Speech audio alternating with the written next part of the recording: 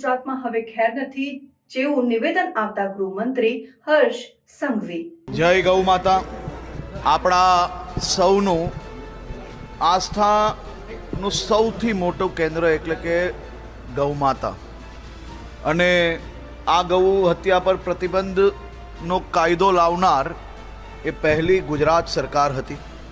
આદરણીય પ્રધાનમંત્રી શ્રી નરેન્દ્રભાઈ મોદીજીના ગુજરાતના મુખ્યમંત્રી કાલ દરમિયાનના શાસનમાં આ કડક કાયદો અમલમાં મૂકવામાં આવ્યો.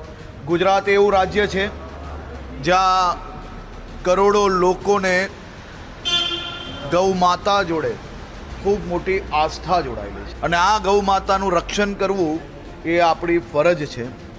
આ ભૂપેન્દ્રભાઈ પટેલની સરકાર એ ગૌ હત્યારાઓને એક પછી એક પકડવાનું જ નહીં, માત્ર આ ગૌ હત્યારાઓને માત્ર એમના કેસ કરીને જામીન પ્રાપ્ત થઈ જાય એટલું જ નહીં, એ કેસ કર્યા પછી ડે ટુ ડે ફોલોઅપ કરીને આવા ગૌ હત્યારાઓને સજા અપાવવામાં સફળતા પ્રાપ્ત કરીએ છીએ.